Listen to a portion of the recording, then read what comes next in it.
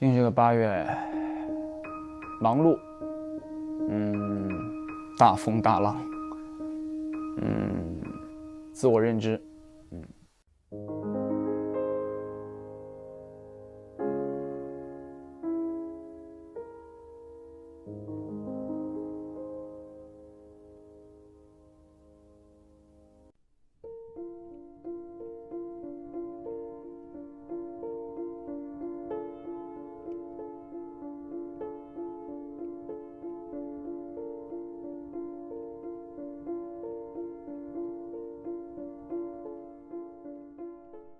就是有了新的自我认知和新的一些审视自己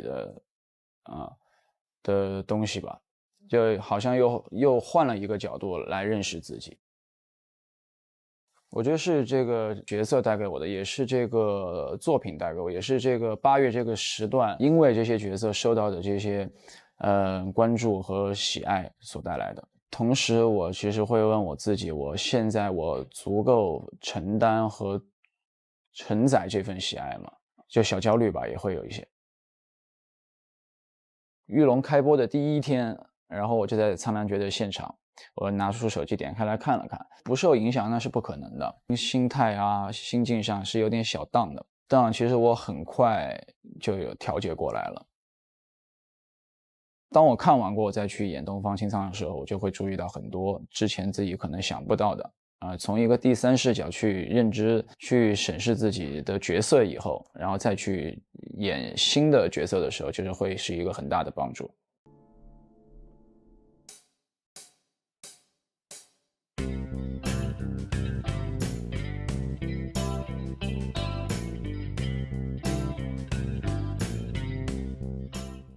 霸总，我谈不上喜欢吧，但是好像我是跟他挺有缘的哈。可能是因为外观、长相，我性格里面有一些霸道或者是像的一些这种特质吧。我真不觉得自己是社牛。哎，Hello。对，大家都那么觉得，我也不知道，好像这样时间久了吧，大家这样觉得了吧，我自己都会觉得我自己是个社牛。剧组的第一天，或者是剧组定妆读本的那一天，或者刚到现场的第一天那种时候，微微有些社恐，但可能我自己调节的会比较快，我社恐的那个时间不会很长，但是一定是有的。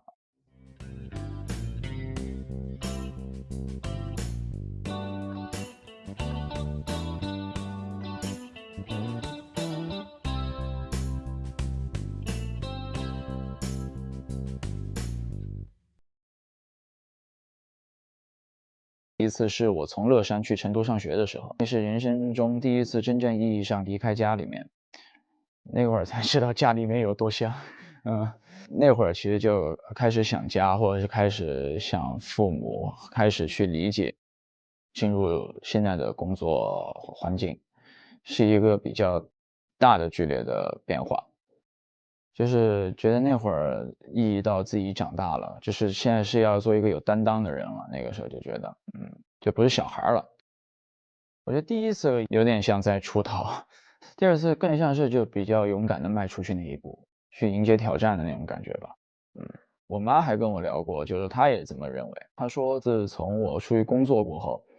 当再回家的时候，她就感觉我完全是个大人了。因为我妈总是很羡慕我，就可以飞来飞去，然后在各个城市工作，今天飞长沙，明天飞北京，后天飞上海，叭叭叭，她就很羡慕。她在家待着的时间会比较多，我就让她交换一下，让她来体验一下，看看是不是她羡慕的生活嘛。如果跟她交换，我也能回去歇一歇嘛，打打麻将，虽然我不会打麻将，打打球加追追剧，这就是歇一歇，那种生活一直都是挺好的。但是那种生活不适用在我现在这个年纪，不适用在我这样的人吧，我觉得是。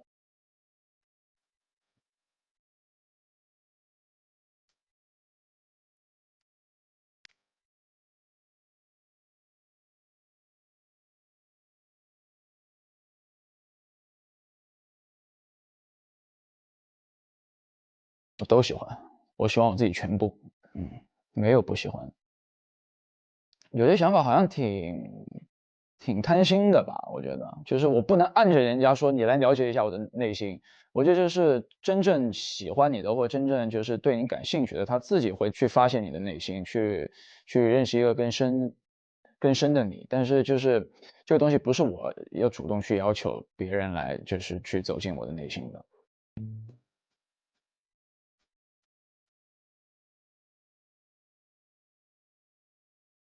我是一个挺善良的人，我这人不坏啊，就是我能给大家带来一些动力，或者带来一些这种坚持。首先，我自己身份是一个演员嘛，我是透过作品让大家所看到的，然后在这个作品我自己的呈现和我自己角色想给大家传递的这种魅力，然后让大家所喜爱，这个是我最想看到的。如果是从我个人出发的话，我是觉得我能给大家带来一些快乐，带来一些能量的话，我觉得这个也是一个我自己希望的事情。Hey bro。